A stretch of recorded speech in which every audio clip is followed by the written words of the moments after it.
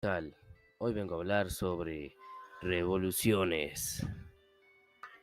En este caso hablaremos de la Revolución Mexicana y la Revolución Cubana.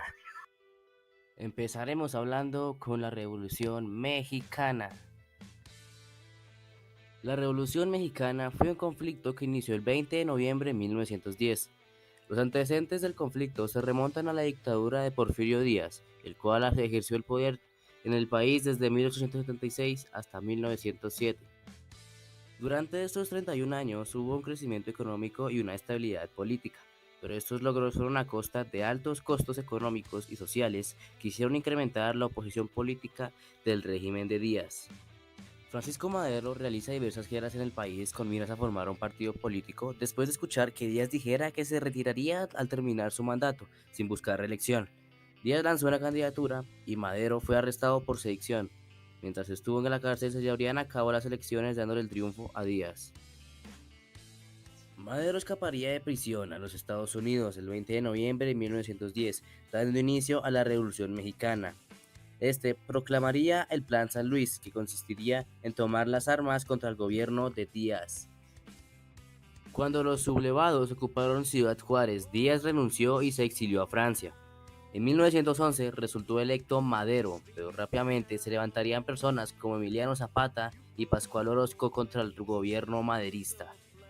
En 1913, Félix Díaz, Bernardo Reyes y Victoriano Huerta dieron un golpe de estado más conocido como la Decena Trágica, que terminó con el asesinato de Madero, su hermano Gustavo y el vicepresidente Pino Suárez. Después de esto, Huerta asumió la presidencia, lo que provocó varios revolucionarios como Venustiano Carranza y Francisco Pancho Villa. Tras un año de lucha, Huerta renunció a la presidencia y huyó del país. Después de derrotar a la convención, se llevó a Carranza a la presidencia en 1917.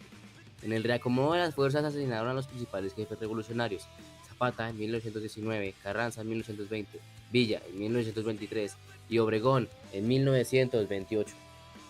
Con la muerte de los principales revolucionarios terminaría la revolución, pacificando el arte y varios movimientos artísticos en el país. Esto sería el fin de la Revolución Mexicana, dando a un nuevo México al mundo. La Revolución Cubana.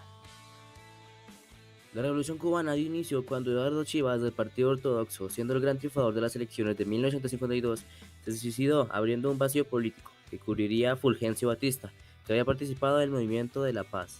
En ese contexto, Fidel Castro organizó el 26 de julio de 1953 el asalto al cuartel de Moncada, en Santiago de Cuba, la segunda guarnición militar del país, una acción que sería el inicio de la insurrección popular para tumbar a la dictadura.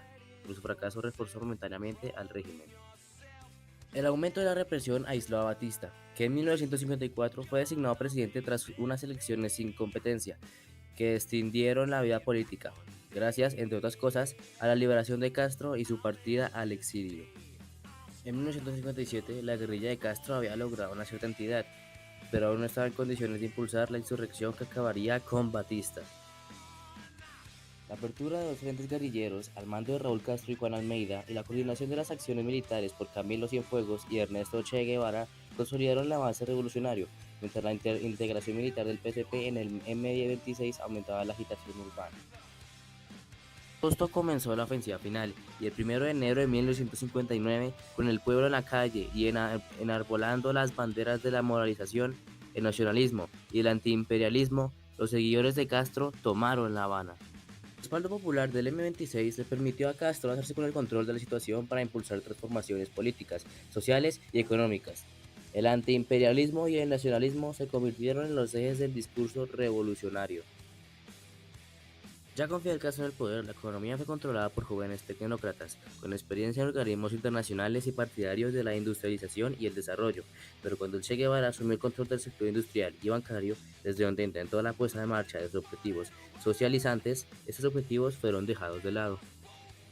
Ya con todo lo sucedido, podríamos dar final a la Revolución Cubana, con Fidel Castro en el poder y varias nuevas reformas en el país. Esto daría fin a la Revolución Cubana.